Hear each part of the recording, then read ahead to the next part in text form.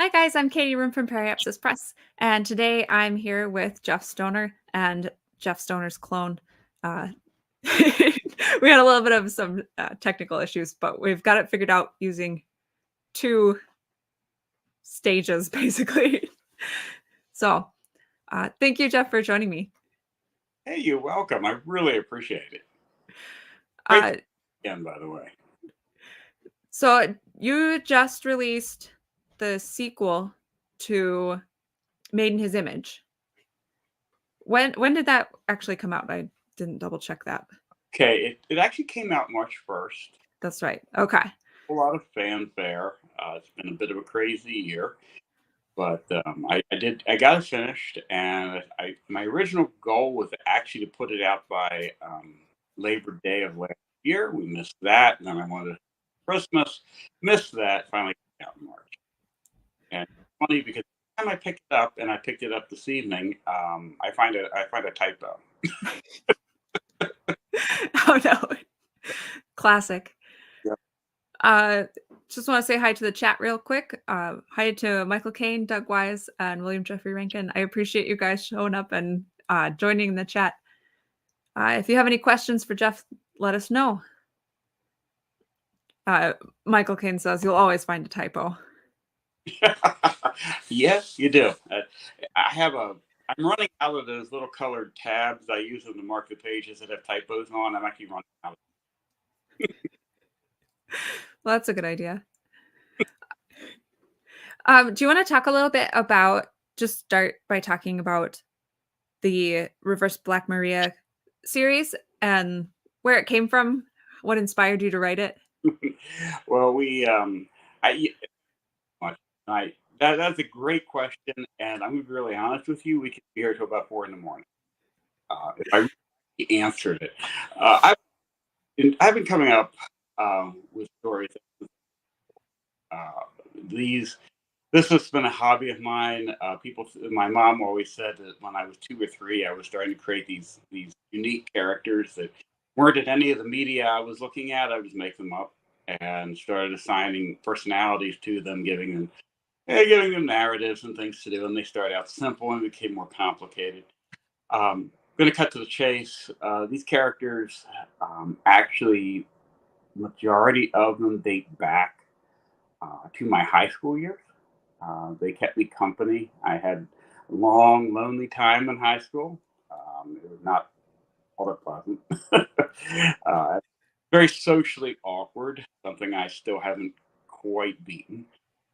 And I filled the time and the loneliness with characters in my own creation. And in a lot of ways, Reverse Black Maria and the two books I've written, the characters actually predate the story.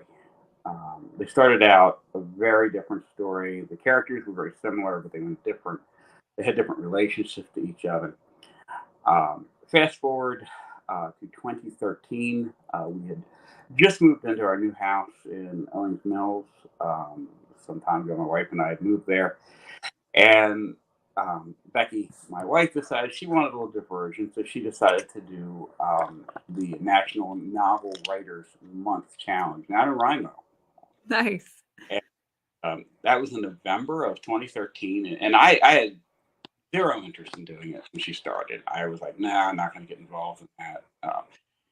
And she had so much fun. She wrote a really, really sweet little book, paranormal romance called Rags to Witches, which I still love. It was available on Amazon a long time ago. Maybe someday I can convince her to put it back up there again. It's a fun book, and I was her beta listener. I didn't really read it; she read it to me, and it was just so wonderful. I was so fascinated by her characters, and by the time we got to about Thanksgiving, I said, I got to try to do this myself. And I didn't know what I was going to write exactly. And I started thinking, well, I've got these characters left over from the old fantasies. I need a new story. And I just started writing. I started with the Spaceport Bar, which you'll remember from Made in His Image, which, by the way, wasn't called that back then. I didn't even know where the book was going. I didn't write an outline. I'm a pantser by trade. I just started writing, and Raina and Largo just immediately popped in. I'd had this scene in my head for a long time. I don't know why. I just thought, yeah, spaceport bar. Everybody loves spaceport bars, so I decided to write one. It's it's gone through so many different iterations. I think that's probably the most edited scene in anything I've ever written. I don't know how many times I rewrote chapter one, maybe 30 or 40. I don't even, and even now I look at it and go, I should rewrite this. No. But it grew out of that. I got to chapter five, and I wanted to break off and start to build in some backstory for the characters. And um, this fellow named Jorgen Pangloss popped up. I sort of knew who he was. He was just Raina's dad, but pretending to be her uncle. And I didn't even really have a good rationale for that when I got started. I didn't know he had godlike powers when I got started. And by the end of the chapter five, which I think might be chapter six in Made in His Image now, I had like totally destroyed my story. Oh, no. I had gone off on this tangent. What am I doing? And I just kept writing. I was like, well, the only way out is through. I'm going to keep writing. And lo and behold, Maiden's Image kind of tumbled out. It took a long time. It was originally a great deal longer. And Maiden's Image was actually,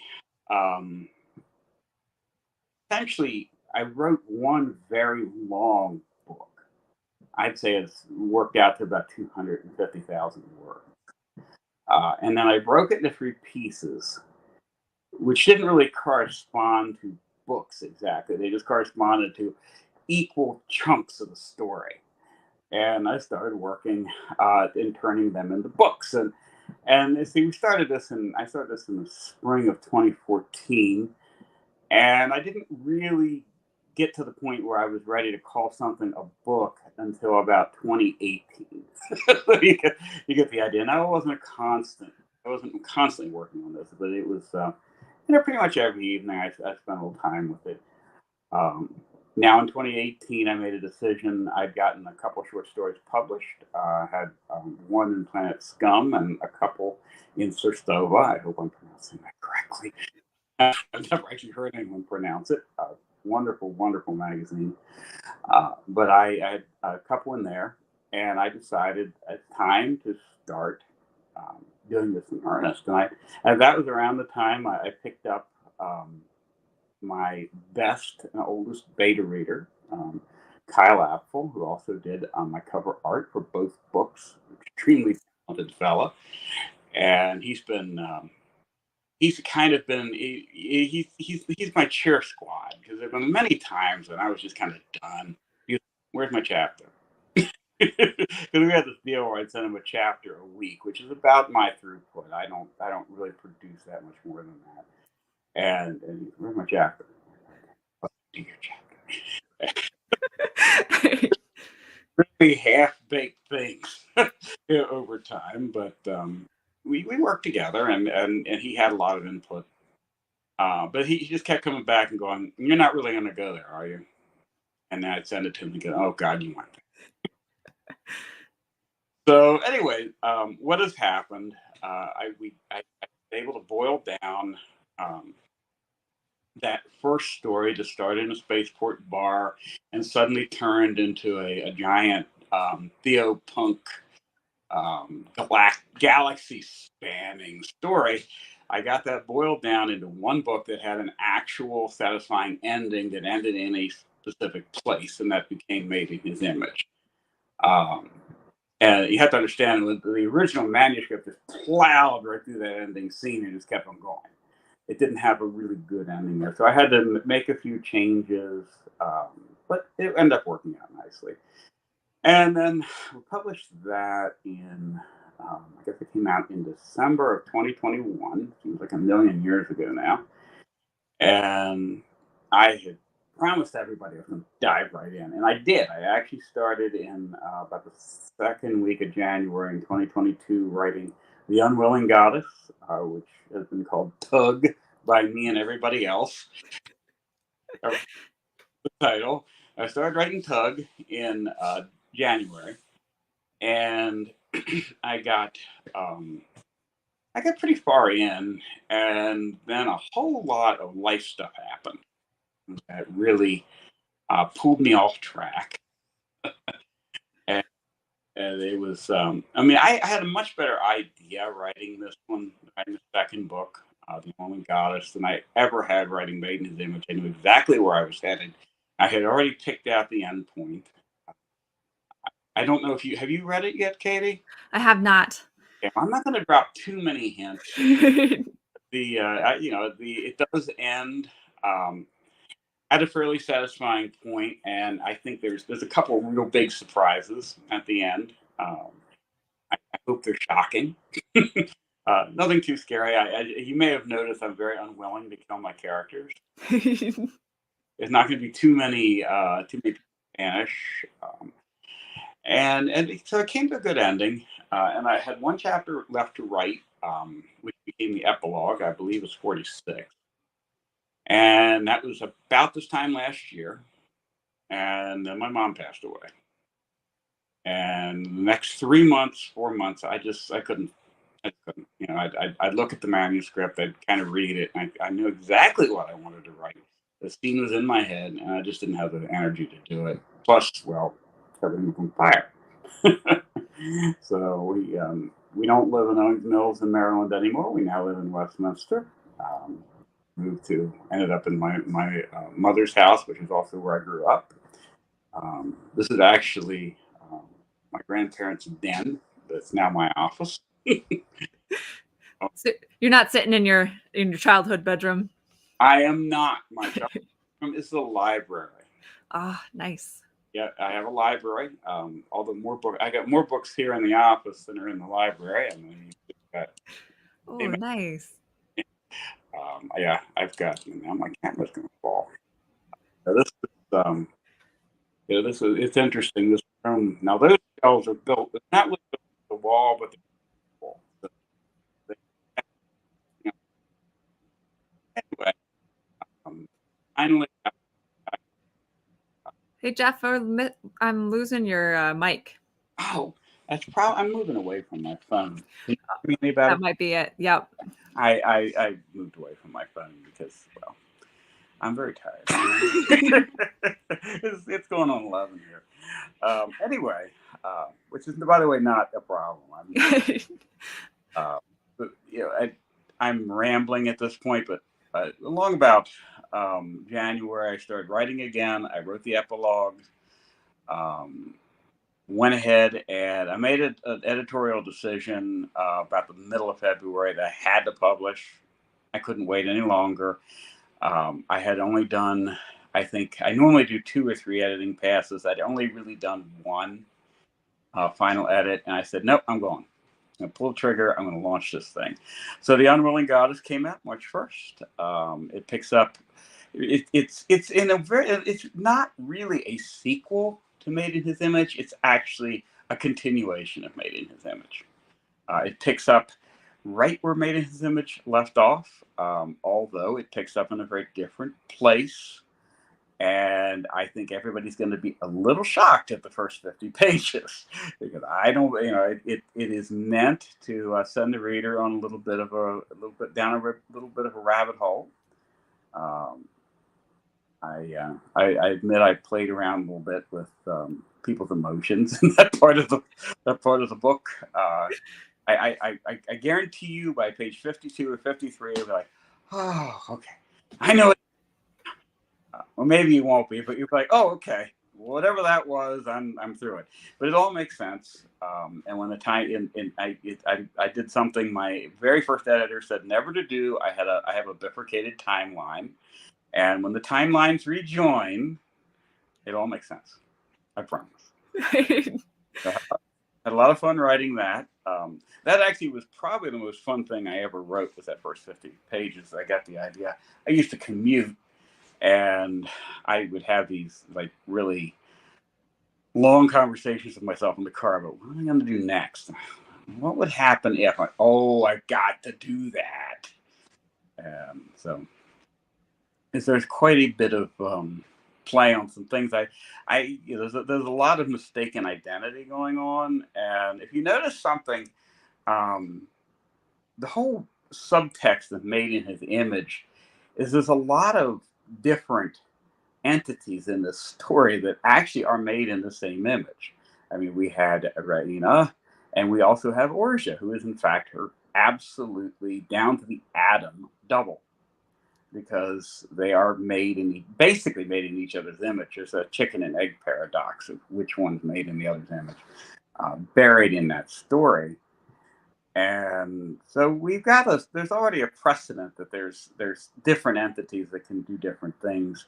And there was a big hint at the end of Made in His Image what was going to happen next. So um, anyway, I hope everybody enjoys it. Yeah, I'm really looking forward to it. I'm glad. So Michael Caine says, pantsers make me nervous. I know you guys are in good company, but this is some madness. I understand exactly what you're saying. The worst advice I ever had was actually from a writing teacher in school. I forget, freshman year maybe, and he said you have to outline everything. Everything has to have an outline. You got to character sheets. You got to build an outline.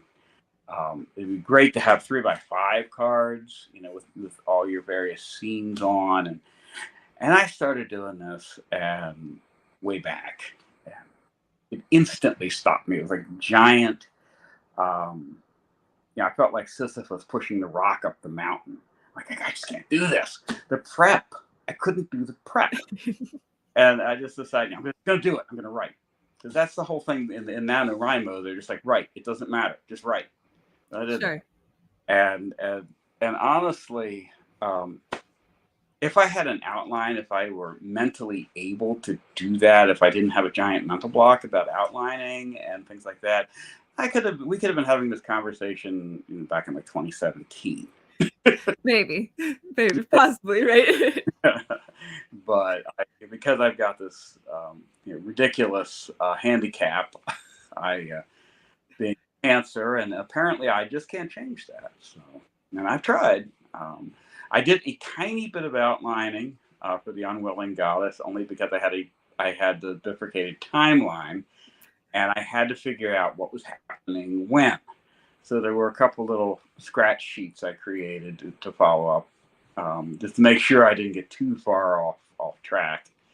It's really, and I did have a couple instances where I had people like in places they shouldn't have been, but I did catch that on edit. So I think all those mistakes are gone.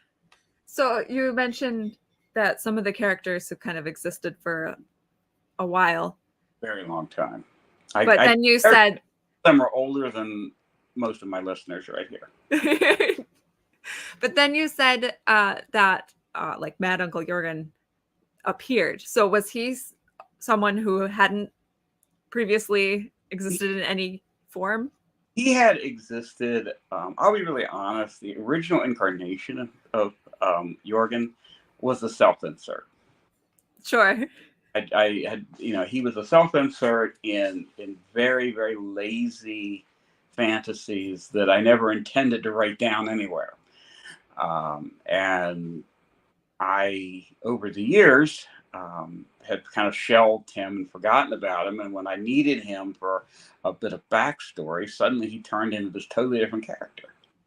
He didn't have that name either. He didn't actually have a good name. He had a bunch of different names, but he kept getting the name Pangloss stuck to him, and because I always liked Candide, and it was just because there's actually a little. I don't know if anybody's noticed, but Cutshank's first name is Martin. So we have Martin and Dr. Pangloss. Very nice. They were big adversaries in Candide, but the thing is, they're in reversed roles in this. So it's kind of I think I was probably being kind of too clever by a lot. I think I may have outstripped myself and just let's just say I just borrowed the names, and I wasn't really being all that clever. But you're right about that. I just sort of pulled him out of thin air. He had existed in some nebulous forms, and then suddenly he became this very important character, and he had all these attributes that I had no idea what they were about. And I'm like, oh my god, he's like super powerful. What do I do with this guy? And Your self-insert turned into a like semi-god like character.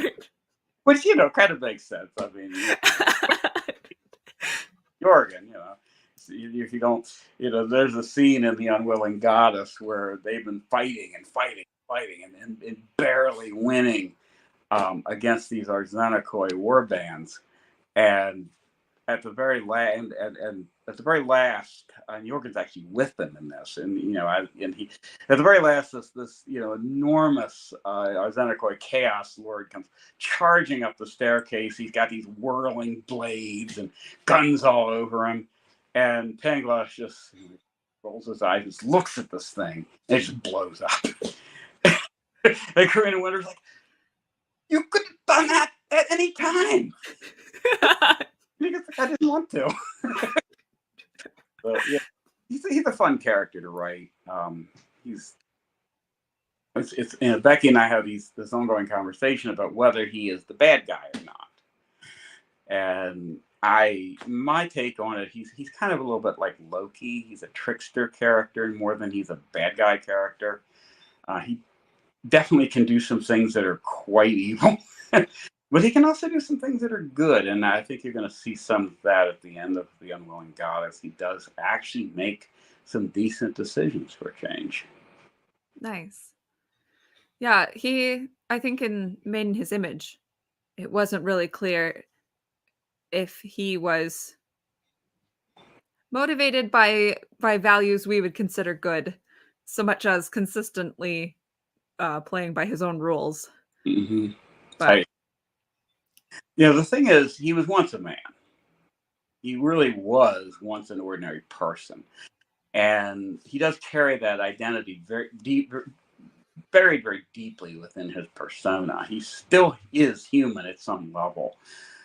He's also been this entity that he is for thousands and thousands of years. I touched on how he got that way and Made in His Image. He has an origin story, by the way, a semi-finished manuscript that hopefully will someday get published. But it explains it, in great, gory, awful detail how he got that way. And it's it's quite a nasty story. It's set in Nazi-occupied Norway in 1942. So you get an idea. It's nasty. intense. Nice. Yeah. I actually was trying when I wrote it, I was trying my hand at Gothic horror. So, anyway, you're right. His motivations are very selfish. He appears at first to be healing Reina out of the goodness of his heart and his love and loyalty to. It turns out he didn't do that for that reason at all. He was an instrument of his own demise, and of course, he wasn't really going to die. He was very clear about that. He was going to be incorporated into the new god when it came into being. So in a way, he would actually have become more powerful than he already was. But of course, that did not happen. But that is the tension. As long as Uncle Jorgen is around, there is this potential for Reina to become Alma, the all-devourer. And that doesn't sound like a very positive thing. Right. So that's a question I partially answer at the end of The Unwilling Goddess. What is going to happen? What will resolve the tension? I get there. And then book 3, I will completely undo it. But 2, book 3 is I'm going to start writing it this fall. and my goal to get it out by 2026. Hopefully not 2036. One of the things that you mentioned was that when you were talking about some of the characters that had existed previously, you talked about them as being in fantasy settings. How did you suddenly be writing sci-fi? Well, when I said fantasy settings, I apologize. I didn't really Just meant fantastic. fantasy or low fantasy. I meant fantasy as in my fantasy. Ah, They didn't have a vehicle. There was no media that they existed in except some scribblings from high school. sure. I mean, they're actually, and you're going to be spared because I don't know where they are since the move. I've got a book of sketches that has stuff that goes clear back to 1985 in it. Pictures of Raina and Largo, and I half believe Karina Winter might be in there. These people, these characters have had an existence for a really long time.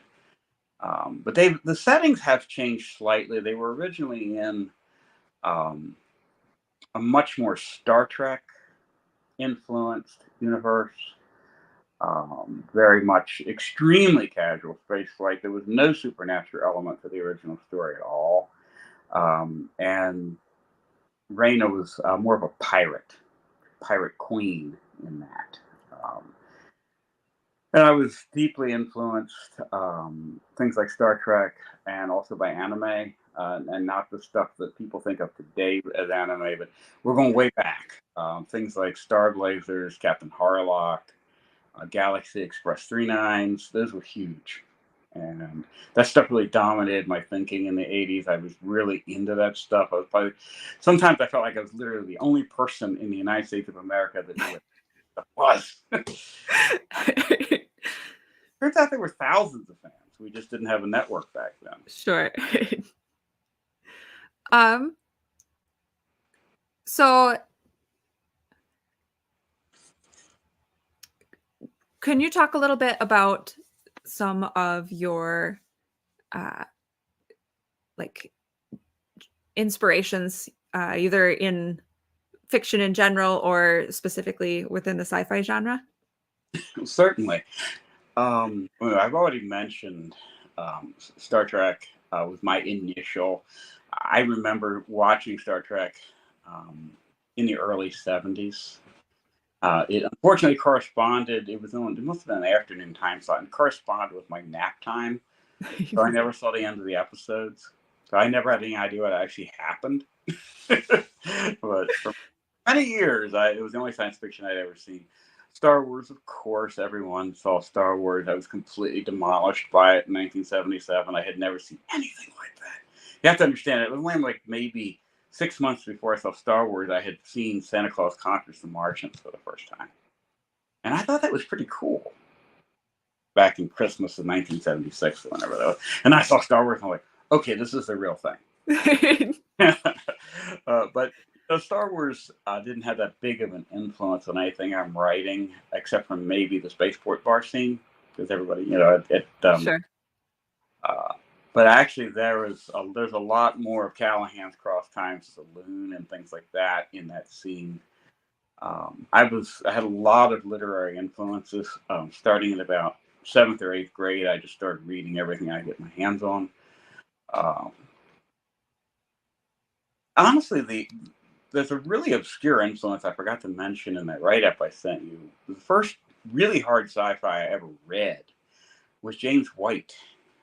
He did stuff like Star Surgeon. Going way back here I think he was doing his writing in late 60s, early 70s. And I remember reading Lifeboat, and it was a story about this space liner that has some kind of catastrophe. And everybody's in separate lifeboats, and he has to, as the ship's doctor, I'm no longer calling the character's name, he has to like treat everybody via the radio. He has to explain to them what they have to do to treat the various injuries and stuff.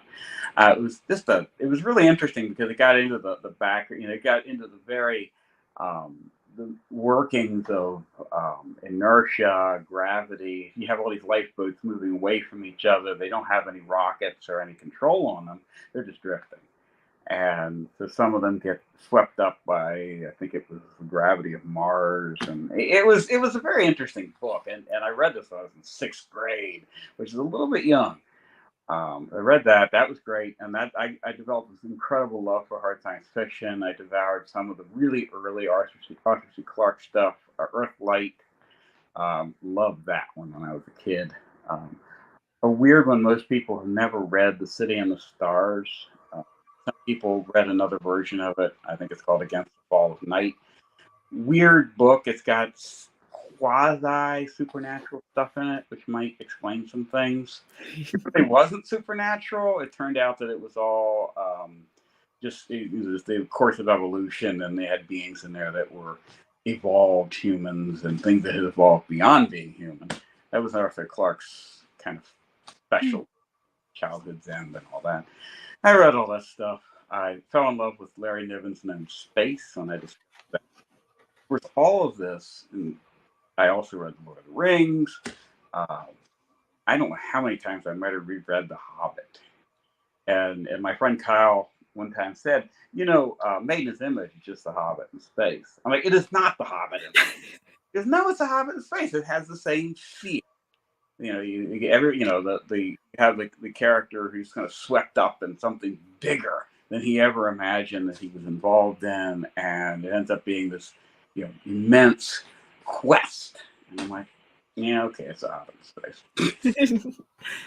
But so that was, so Tolkien, obviously. C.S. Lewis, I loved his pretty much everything he ever wrote. Narnia. I discovered Narnia as an adult. Oh, really? And didn't read it as a child.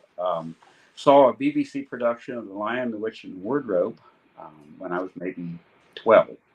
And that was it. And never really circled back to it until well into adulthood. And then, of course, after that, I went crazy and I devoured everything he had, the Space Trilogy, and then I got into all his philosophy books and his religious books, and the Abolition of Man. And, of course, my very favorite is, actually my very favorite is The Great Divorce, followed very closely by The Screwtape Letters. Just love both of those books. And there's probably some echoes, particularly The Great Divorce, in Reverse Black Maria. They're very faint, but they're in there.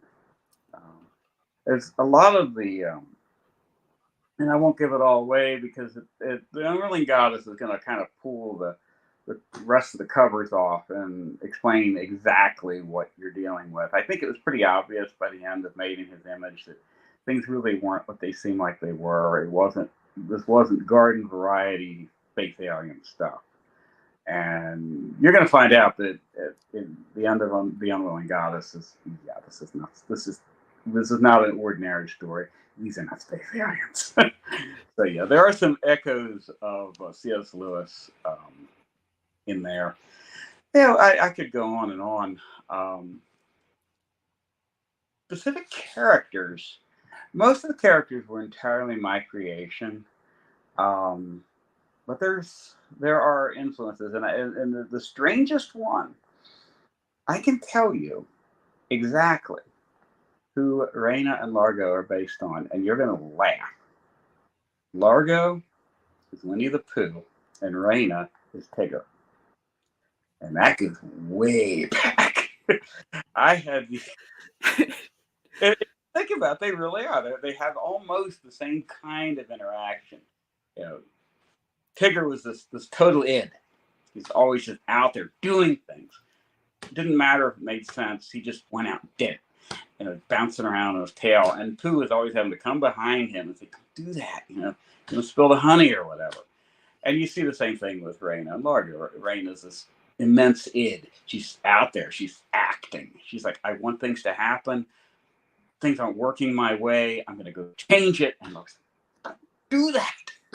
Not time yet, or whatever. So that is the basis of those two characters. I mean, I had no idea when I originally created the archetypes that lived in my mind for decades.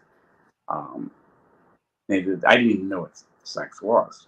So there was no relationship in the original versions. It was just vague fantasy characters when I was a little boy. But they evolved, and that one stuck. The whole, so there's an echo of Winnie the Pooh in the. That's awesome. And I didn't even realize this when I wrote it. I was thinking about it later, and I thought, wait a minute.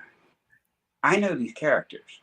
They're even based on even older archetypes I had in my head when I was a little kid.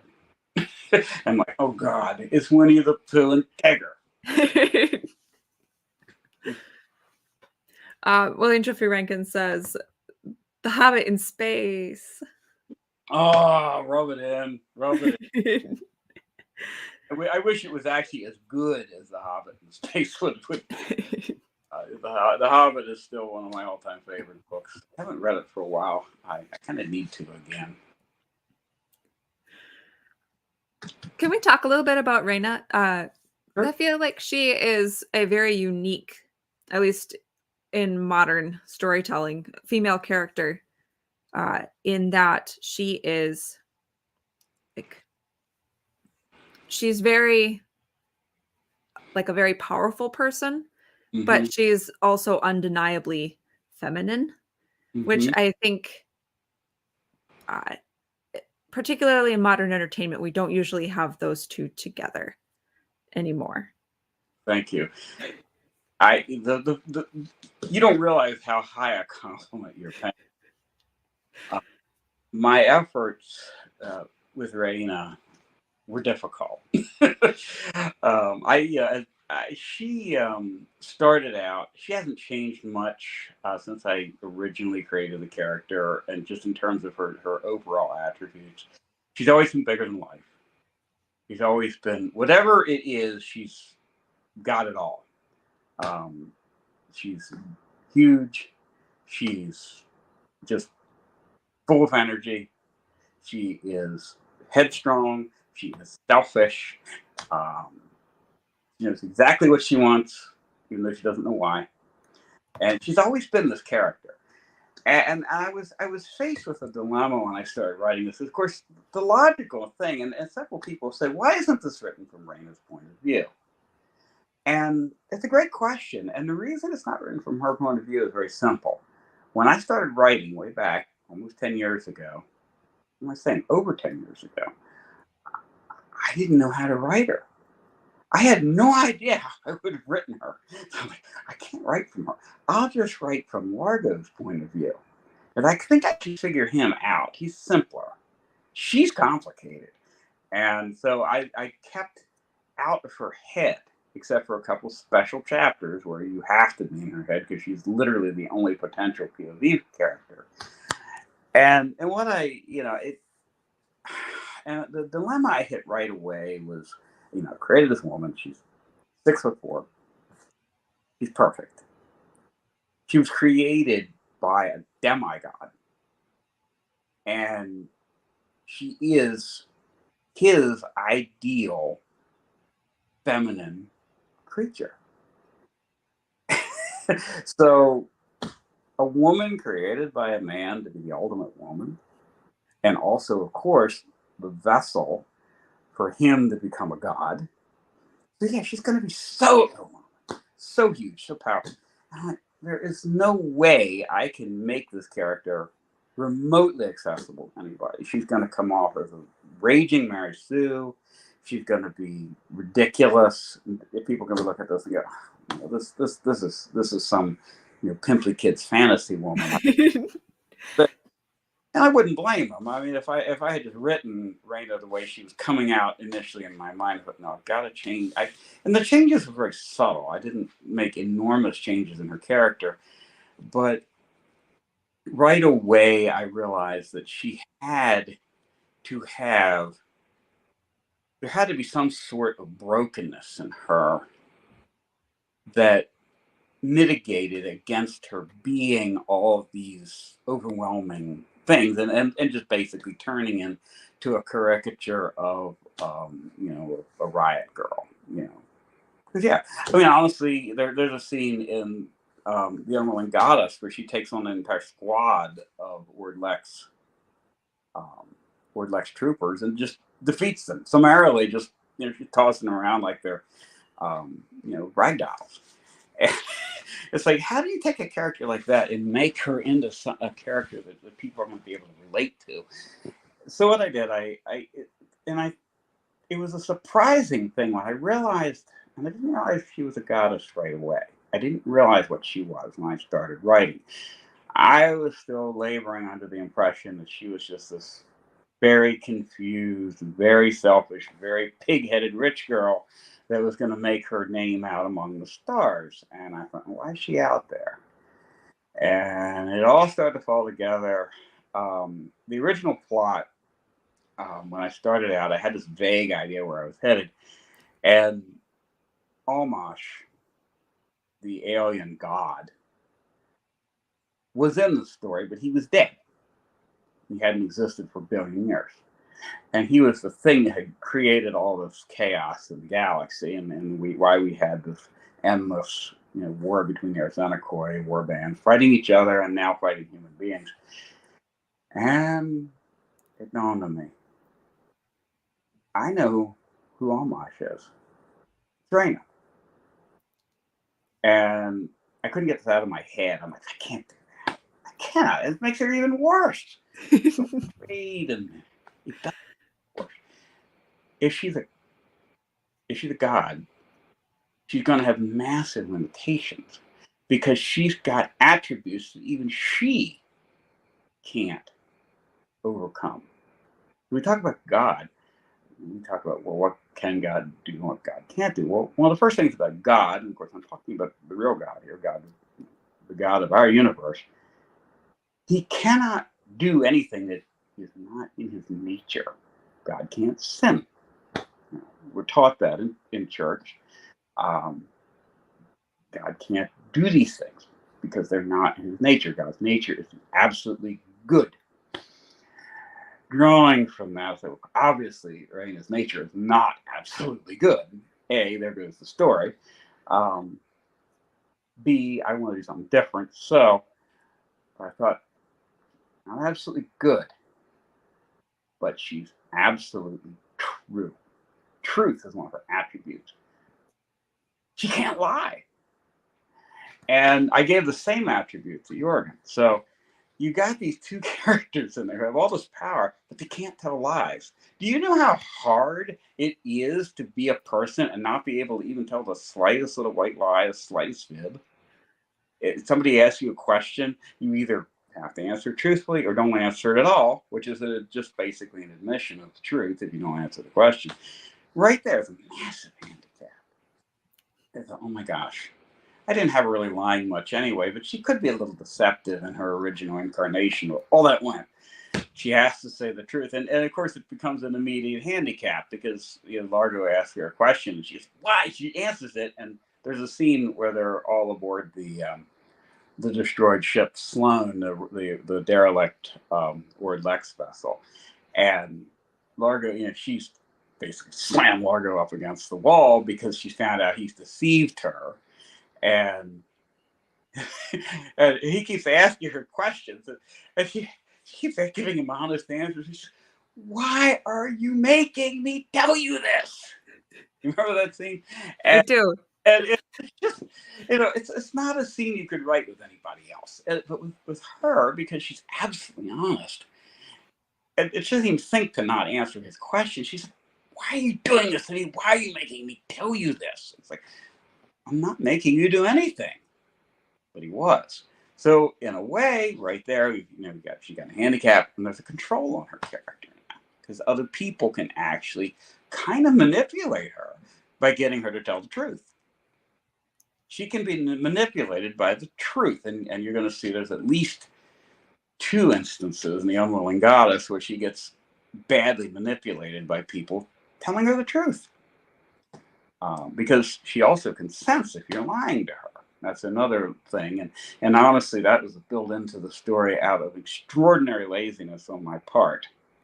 Because I'm like, I got to find ways, because she and Largo have all these incredible breaks where Largo does something that's just nasty, where he stuns her, for instance, in made in his image, and turns her over to Craddock of the Ord Lex. And I'm like, how in the world are they ever going to heal this breach? Well, he the thing about it is, Rita could tell if he's lying. So when he says things like, "I didn't do this to hurt you," or whatever, I forget what he said. He has the thing, "I didn't do this to hurt you. I wasn't trying to do this, and for any reason." And she goes, "Yeah, I can tell. I want to be mad at you, but I can't." And then he says, "I love you." She goes,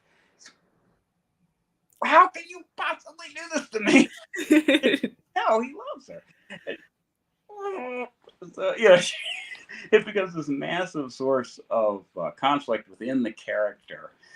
And it makes her a little challenging to write sometimes, but she's also a lot of fun to write. There's a scene in The Unwilling Goddess where she tries to abuse this power. I won't get into too much detail, but somebody who she doesn't like very much makes a snippy comment to her while they're all in transit aboard a shuttle. And she decides to bore down on this person by asking some questions, and she can tell herself that, of course, this person doesn't know her and tells her a lie. And she's like, "Oh, no, that's a lie." And it begins to really rough her up. And Largo's finally like, dumbest thing you can possibly do in this circumstance is piss off the person who's trying to help us. So stop. And he manages to get it tamped down, but no, Raina and Lieutenant Coraline Cruz never become good friends. That's really interesting to me that you've had people ask why Raina isn't the main character. I think I never even wondered about that. Probably because she is so like intense of a person. Mm-hmm. I just, I guess in literature, you have a couple of I can think of a couple of examples. Probably the one that most people would be familiar with be Great Gatsby, of the main character being someone who kind of observes the wild child, right? Like somebody who is uh, burning hot, right, and doing things intensely. The other one that comes to mind is All the King's Men, I think, by Robert Penn Warren. Mm-hmm. So it didn't even occur to me that would be, but I suppose she is more than Largo, like the mover and shaker of the story, right? But he's not resting on his laurels either. Like, he is a pretty active character as well. So I guess that it just made perfect sense to me that would be how you organized it. Yeah, Largo's challenge throughout the story has been to channel Raina energy in the right direction, because you can't stop her. You cannot stop her. She's gonna do something. So he's always there. One of the ways, I'm kind of veering away from what you were talking about. Just 1 second.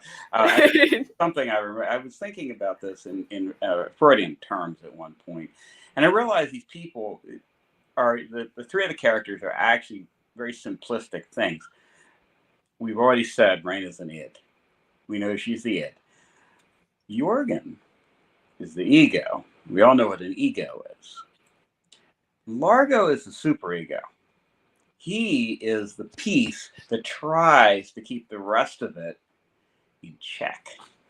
So the ego is always inward looking at itself. The id is always outward looking to do things.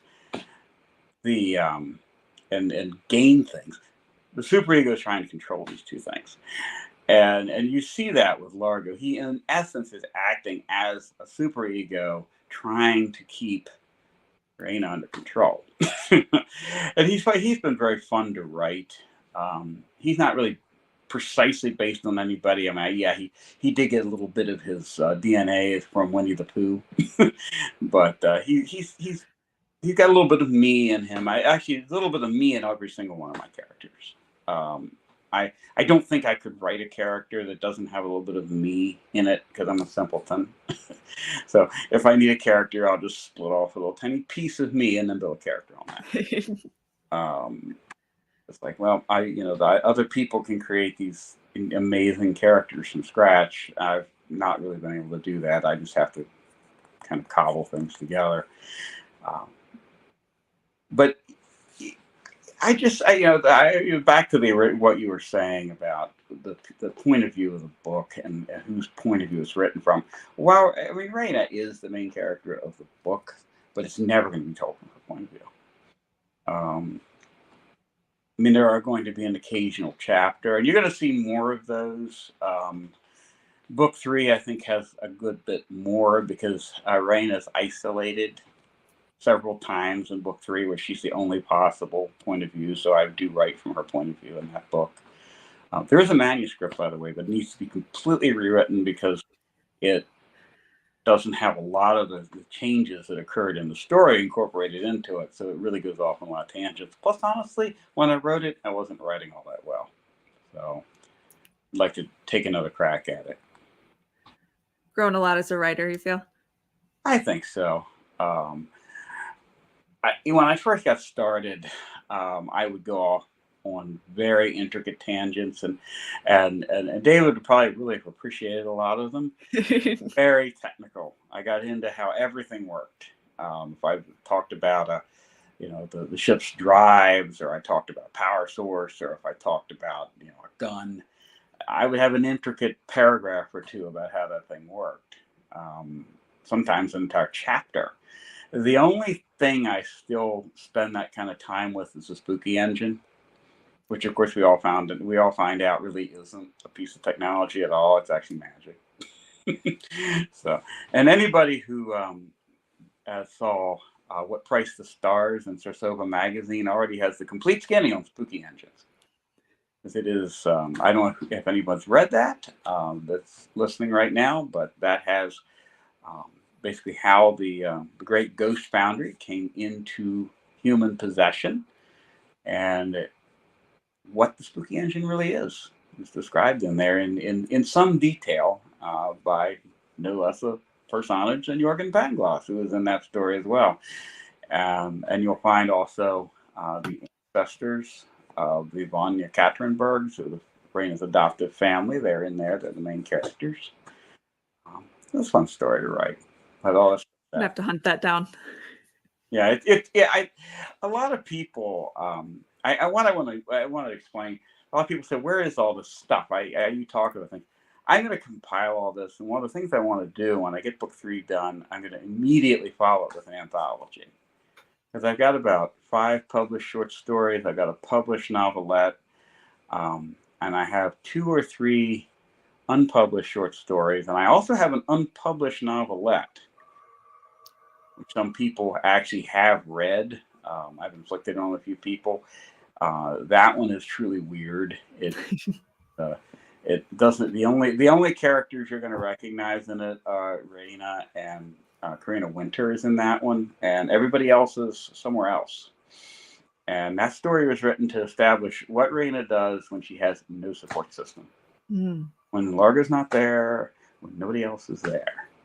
What does she do? How does she function? It's not written from her point of view either. It's written from Winter's nephew's point of view, her 18-year-old nephew point of view. Yeah, so that story is going to be in the anthology. That was a fun novelette to write, and that one is actually it's a horror story. So you've seen horror sneak in. There's a little bit of horror in Maiden's Image, and there's certainly going to be a little bit in The Unwilling Goddess. Book 3, which tentatively titled The Finest Thread, has a couple very serious horror components in it as well. And I just keep circling back to the fact, and that's because I read an awful lot of Lovecraft and Clark Ashton Smith and the Lovecraft Circle about 2 years before I started writing all this. And well, I tried not to ape their style, but I did develop a taste for the cosmic horror, and it sneaks in. Yeah. William Jeffrey Rankin asks which Sarkova it is. Kursova. I always say it backwards. Yeah. Here's the thing. I don't remember. I don't have them. Please forgive me, but they're lost. When we moved, I lost almost everything. It's all here somewhere. It's in a box in the basement. I can't remember. I know there's a Michael Tierney story in there. I am trying to think what else is in that one. What's the cover look like? Do you remember the cover? Kind of sepia. It's got, I think, kind of a cat, like a big cat, and like a warrior. Oh, I'm sorry. That's fine. I tell you what, I will find out, and I will put it on X. Sounds good. Yeah, I will have to look back. I know I have it. I even know what it's in one of those magazine files. I don't know where it is. So I apologize. I wish I could say right off the top of my head. Let's see. It was a summer edition, and might have been I found it. Might have been summer 2021. I just can't. It's 22, summer of 22. I found it. Thank you, summer 20. I found a sepia cover with a cat, and I clicked on it, and there was your name. So that's it. That is it. Summer of 2022. And I really appreciate you doing that, Sweet. Like I say, I still haven't quite found. We've been in here a year as of this week, and I still haven't found everything. I'm missing all my Sarthovas. I'm missing my Planet Scum, which the Cutshank story ran in. A lot of people don't even know there's a Cutshank story. The Emperor's Liar, which is the title is completely inexplicable right now, but at the end of book 3, The Finest Thread, when we get that done, it will make sense. Because we already established Anglass nor Reyna can lie. But we know somebody who can lie. Cutshanks. And yeah, he sticks around. He's actually, in the 3rd book, he's going to be a big POV character. He's never been a POV character before. He's going to be a POV character. I got a story on him. I know you didn't ask, but I got a story on him anyway. He died in the initial draft. Oh, really? He was in chapter 1. Pretty much his role was the same. And Reyna killed him. Pissed off, and she killed him. and Becky, when I read it to her, she goes, "Why'd you kill him?" I'm like, "Because I don't know. He's just a pirate. Who gives a damn? He's just a scumbag." And she's like, "No, he's really interesting." And I'm like, I literally, the name I pulled out of my head, I didn't know what his name was. So I named him. I'd been reading something about Edward Longshanks, and I'm like, well, I don't want to name him that, but hey, Cutshanks. I'll call him Cutshanks. That sounds like a pirate name. Call him Cutshanks. And I needed a mode of speech for him, so I made him sound like Onslow. Keeping Up Appearances. I don't know if you're familiar with that old BBC show. I know of it, but I haven't watched it. It's every woman in my family loves a British comedy, and I've watched a good bit of it over the years as a consequence. And I did like the character of Onslow.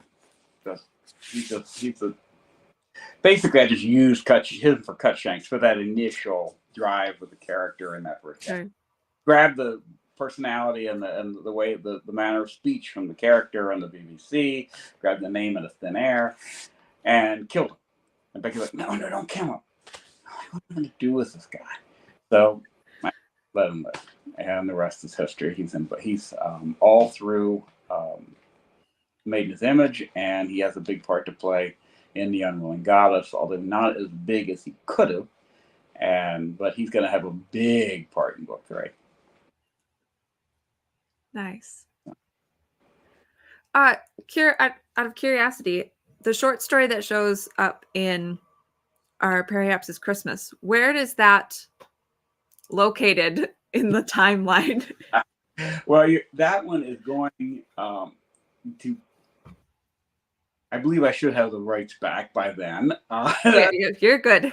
The anthology, and it will be clear at that point. It occurs in the timeline after the third book. Okay. I'm gonna go ahead and throw some throw some spoilers out there, just so it makes more sense. Because anybody who read, I still call it the Christmas special. Anybody who read the Christmas special knows that Rain is now the Empress, and that they live in Valhalla, in Asgard, which they are the only people who live there. Didn't actually get into the reason why the city is ruined. I don't know if the story still mentions it, but the city's ruined. In the story, they live in like the only place that's not ruined. You'll find out how that happened in book 3, but it happens after book 3. Rhaena ascends and becomes Empress quite unwillingly. That's the whole driver of the next book. Is I don't want to be Empress, but you have to be. I don't want to be. Well, the galaxy's going to explode and everybody's going to die if you don't do something. And that ends up being the driver of the next book. So she becomes Empress, and that's where that story falls. And of course, we also get the little hint at the end that, in fact, Jorgen is not dead, because a lot of people are thinking he's dead at that point. He's not. So you all run into that. The setup for what happens to Jorgen begins at the end of The Unwilling Goddess and runs through. Now, the first trilogy, after the first trilogy, enters a period of time that I like to write, and a lot of my short stories were written in there. I call it the Pax Imperatrice, Peace of the Empress. It's a period of time about, I visualize it being 15 to 20 years where Rhaena is Empress of the Galaxy and everything is stable. Then comes a period of instability and the second trilogy, if I ever get around to writing it. I'm not going to write too many books about the Pax Imperatrice because it wouldn't really be that interesting. Not much is happening. Galaxy's stable. There's only one Arzenicoid warlord who hasn't bowed the knee. And debating whether or not he actually ends up becoming a good guy or not. Would I want to write some stuff from an Arzenicoid point of view? That would be hard. But I might do it. I always enjoyed books written and stories written from alien points of view. Yeah. I got a couple of comments from Not John Decker. Great. Oh, my buddy. Earlier he said Rhaena may not be the main character, but she thinks she is. Very true. And then is Cutshanks the opposite? Incapable of speaking the truth. No, he can speak the truth if he wants to. But he's a very suspicious person by nature. It turns out he actually has a very difficult life story. I've never gotten into it other than the hint that his father disappeared. I need to really explore that in the next book. But he's a very suspicious guy by nature. He actually didn't really want to be a pirate. He sort of had to become a pirate at the end of the day to pay the bills. He was an enforcer for the big organized crime syndicate down in the Rift, the Cygnus Rift. The Harlequin Fonts, I called them, the Black Harlequin, another name pulled out of thin air because I need the name real fast. You'll find the names in here. A lot of things are named after rocks. There's a lot of just it's like I need a name. It's like, oh yeah, well, Heliodor. That's a rock. It's a planet named Heliodor. I had fun with that kind of stuff because I didn't have a whole lot. I was writing, as I said, didn't make an outline, just writing, and it's like I need a name. Boom, whatever happened to be in front of me. Oh, the book on geology. Okay, there's a rock. I'm gonna name it after the rock. Uh, Better than Go put ahead. something here. Yeah.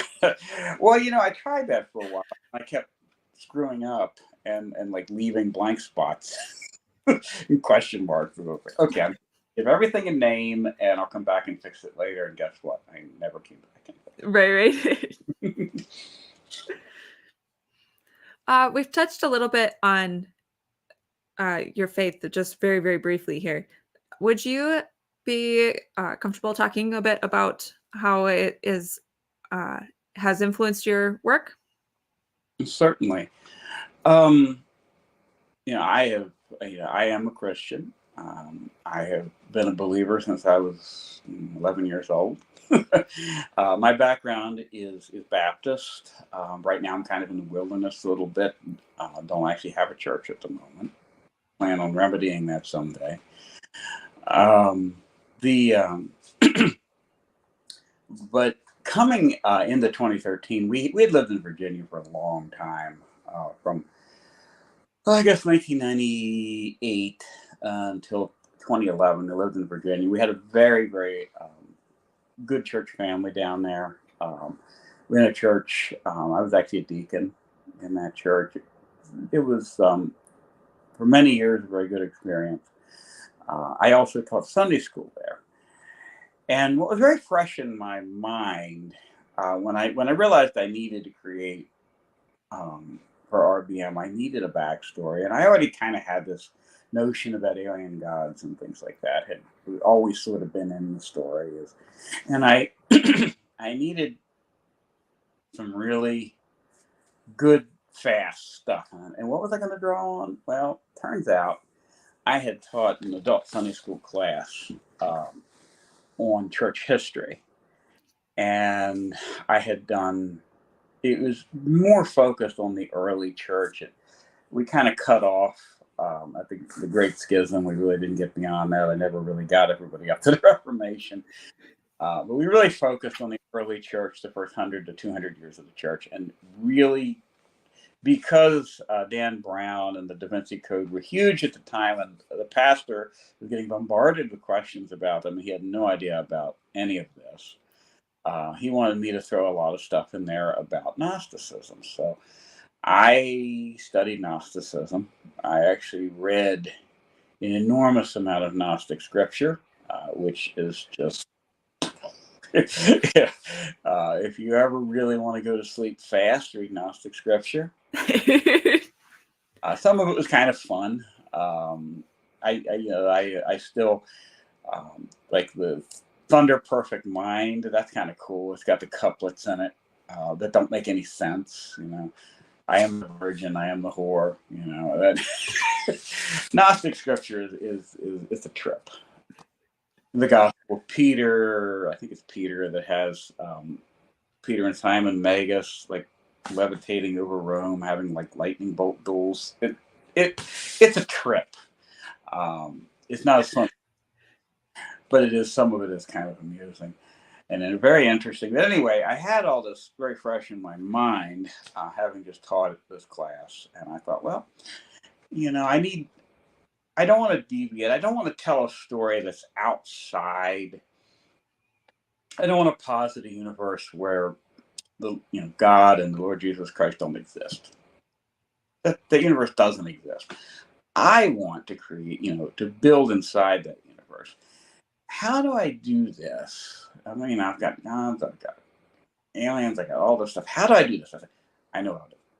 I'll just wholesale grab this Gnostic stuff and use that as the foundation of what I build. And I've got the Grig. Anybody, well, this isn't really Gnostic scripture, but anybody's read the book of Enoch will know all about the Gregory. Book of Enoch is that actually is a very interesting book. I think there's 3 Enochs, but I've only ever read the first one. But this stuff all has a root in these, I would say, spurious books. I'm not going to say they're, Enoch especially. I don't know. I don't really know. obviously the church never thought Enoch was canon. They didn't even consider it at any of the councils. But it's still a very interesting book. It's got a lot of very fascinating detail about the antediluvian world.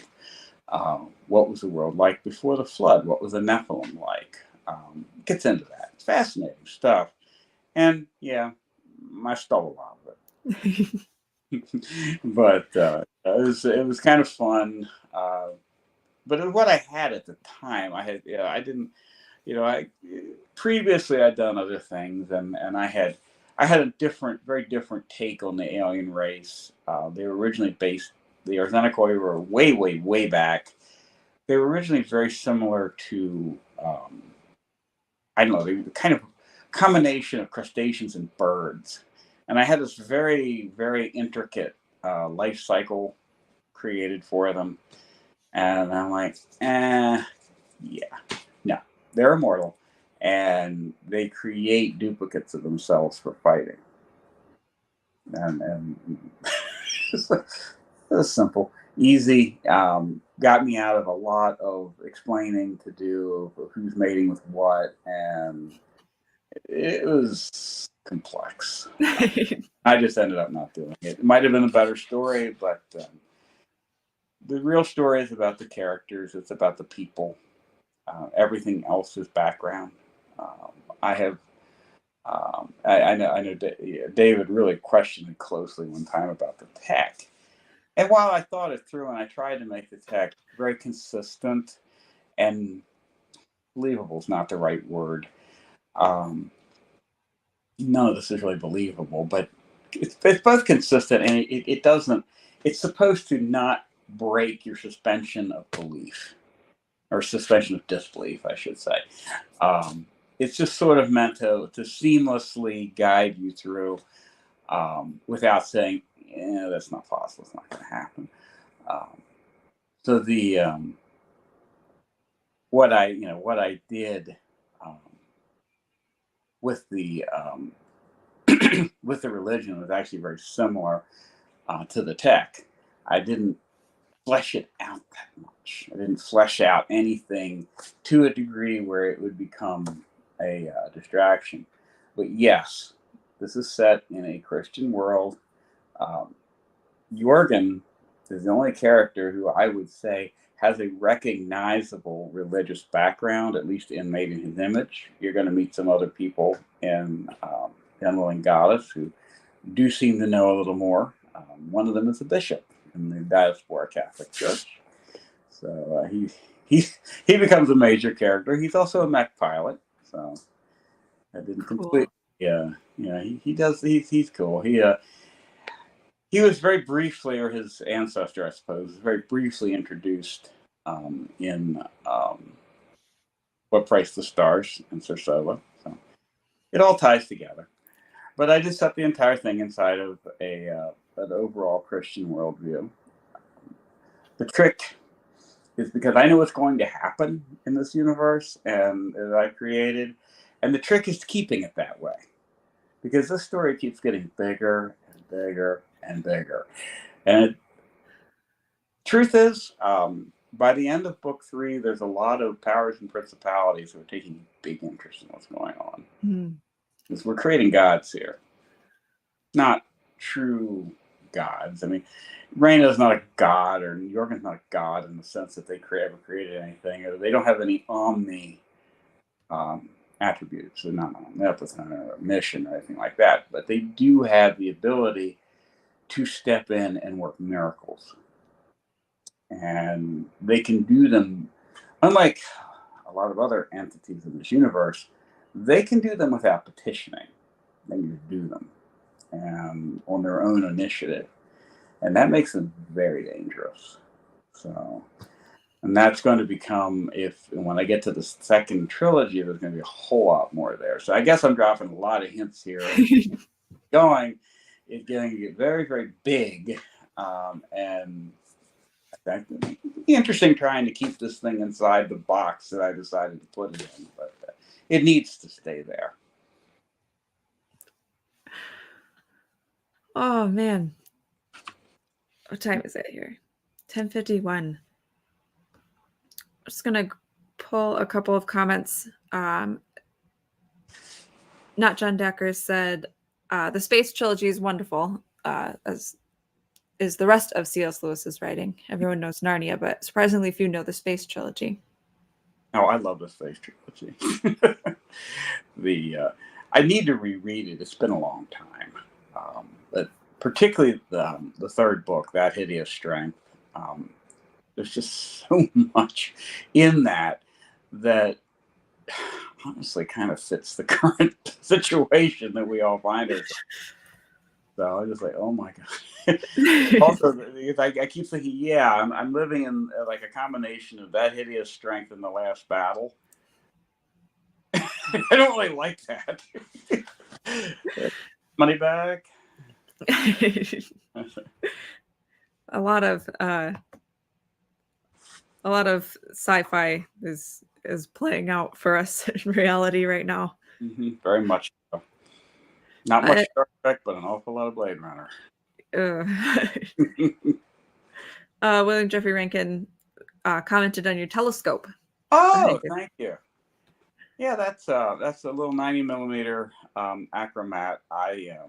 One of my hobbies is amateur astronomy. It's one of those hobbies I keep circling back to, and I've now circled back to it. Fun. Yeah, I actually was out last weekend. We finally had a clear night, and I was actually able to get out. I don't have any photos yet. You're gonna start to see them on X, I hope. Oh, fun. The next 6 months to a year. I actually have a camera now. I bought a planetary camera, so I'm gonna. This is really boring stuff, but I'm planning on doing a little research project. I have an interest in transient lunar phenomenon, which most people may or may not have heard of. That is changes in the moon. They're fairly well documented that these things do happen. I know there was actually a Soviet scientist back around 1969 that captured a spectra of a light on the moon that had no known source. Now I'm going to be one of the things I want to try to do here is take a series of images of the full moon each month, and eventually combine these things, create a movie, and with any luck, if anything changes, I can pin down exactly when it changed. I'll be able to isolate that frame and find out what month it changed in. I'll be looking for dark spots, places like the crater Atlas and the crater Alphonsus. And now I know I have gone off on the most boring tangent possibly imaginable. I don't think so. You're probably in about the right audience, people who like space stuff. Yeah, I'm gonna have to. I'm planning on doing that. I've actually had this in my head for about 4 or 5 years. I've wanted to do this. It wasn't really possible where we previously lived because I had such a narrow window of sky visible through the trees. I was just, I could only actually use a telescope very rarely. I had to go set up on top of the hill, my neighbor's property, or come up here to Mom's house where I now live and set up. And I don't really enjoy setting up and taking down in the middle of the night. I like to just leave it out, throw a cover over it, and take care of it in the morning. But I can't do that if it's on my neighbor's property. So right, sure. Got to get it out of there at night. Now, this isn't the only scope I have. This is my little one. I've got a 4. This is 90mm. I've got a 4-inch scope. I've also got a 7-inch, which right now I don't have a good mount for. So hopefully that'll be a thing in the future. Maybe if I sell a couple thousand copies, I can. Well, Jeff, last question for you. I just like to ask authors, what do you hope readers take away from your work? I want everybody to have fun. I'll be honest. I wrote this for fun. There's no message really in Reverse Black Maria. I wrote this because I had come to kind of a inflection point in my life. I saw my wife was having a lot of fun, and I decided I wanted in on it, and I kept going. And honestly, the primary purpose of Reverse Black Maria is just to have an outlet for my imagination. Um, I've always had a lot going on in here. This has always been very hard to talk to people about because honestly, most people, there's not a whole lot, there's not too many touchstones in another person's mind. It's very hard to explain. Oh, yeah, I got these characters in my head and I'd really love to talk to you about them. It's like most people don't want to talk to you about that stuff. So now I have a canvas that I can sort of I can draw this on. Um, I'm having a good time, and I want my readers to have a good time, and that's really the point behind it. If you take away anything else, I think it's that anyone can be redeemed. I have a lot of people in this story that do things that are borderline irredeemable. Most of them, not all, but most of them find a way to make it work, or are given an opportunity to do good. Um, I think you're going to see. I actually introduced in the Unwilling Goddess my first true villain. I never saw um, Benjamin Craddock as a true villain. He was doing his job, Sure. and you're going to see him again. He's coming back. He's in the Unwilling Goddess, and he's just doing his job again. But there is an actual villain, Unwilling Goddess. You're going to meet him right away at the beginning. He's a lot of fun to write. His name is Yaroslav von Ekaterinburg, and he is a jerk. So he's the richest man in the galaxy, and he's a jerk. So had fun writing him, and I hope everybody has fun reading him. I don't know if he gets to redeem himself, but maybe he does someday. I don't know yet. I haven't made up my mind. But it's not a message story. There's really nothing in there that's referential to the current day.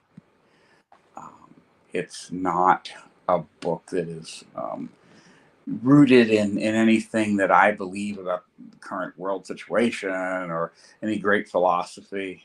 If anybody follows me on X, they've seen my tin pot ramblings on there. My characters don't think like I do. They may be pieces of me, but they don't think like I do. Maybe Jorgen comes close sometimes, but they have their own motives. And the main motive I have for them is for them to give the reader a good time. Hopefully get some memorable thrills and chills and maybe a few scares. And there is a little spice in the story. I throw that in there. It does create a bit of a, it isn't necessarily a comfortable fit sometimes with what I'm doing, but these are, in my mind, these are people. So I give them best I can, fully formed personalities, and they do people things. sometimes those things are, but we have fun with it, and I hope my readers have a lot of fun.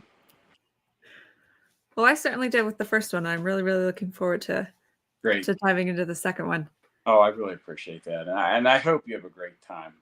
I had a lot of fun writing it, and you're gonna see typos. I'm getting a corrected version out there, but I don't know when. Probably fall. There's so many cases where I think I was doing wordsmithing, and I would back up and rewrite a sentence, and I would kind of forget to join it to the next sentence properly. So there's like a weird word hanging there. I did find a missing sentence. It's like, oh my god, I forgot a sentence. I kept reading it. Something missing. Oh no, I forgot. I deleted a sentence and forgot I deleted it. I meant to put something back there and I didn't. Whoops. Where can people follow you? The best place is X. Mad Uncle Jorgen up there, or Mad Jorgen actually. That is the best place to follow me. I do exist on Facebook. I very rarely even look at it. I am up there. You're going to see very, very Facebooky sorts of things there. Dog photos, bird photos, things like that. I do have 2 dogs and 2 birds around here. Very photogenic. But those are the best places. If anybody wants to reach out to me, my DMs are open on X. If anybody wants my email, I'll give that out.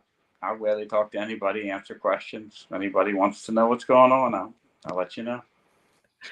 And I will talk about this story and these characters until you tell me to shut up. Stop once I get started. Well, it must be quite late for you. So I don't know. Are you ready to go for another couple hours talking, or probably Ugh. want to tap out? Those are Klein, so I think I'm starting to fade, and I'm starting to say strange things that don't make sense. Yeah, So, I am also starting to fade. So thank you so much for joining me. oh, you're welcome. Thank you so much, Katie, and everybody else who joined in. I really appreciate it, and Yeah. everybody really enjoys the work. And I hope you all go out and hit Katie's Periapsis Press blog. There's lots of wonderful reviews out there, and a lot of other very, very worthy books out there. Thank you. I really appreciate it. No, it's great. I follow you pretty religiously, and I am waiting with bated breath to see if you do something for the unwilling goddess. Yes, I plan to. So March was just a cluster, and And 2023 was a cluster. and I've been slowly getting back into things, but I feel bad. I've done very little yet this year. Even it's just way less than I intended or hoped. But hopefully in the second half here, we'll just. You're doing fine. Or on my account, believe me, I perfectly understand when people's lives melt down. That happened recently, and you're all very lucky to even have this book. There was a part of me that was like, I've got to wait another year. Like, no, you'll get it done, and just looking forward to whatever you put out there. Likewise. Thank you. All right, everybody. Have a great night. Thank you so much for tuning in. And if you have any questions or comments, please leave them below the video. Like and subscribe. And if you have already read either of these books, well, in particular, the first one, because that's the one that I have reviewed on my website currently, you can go and leave a comment with your own review, or just hit the recommend this book button at the top of the page. All right, I'm gonna call it. You guys have a great night. You too. Thank you.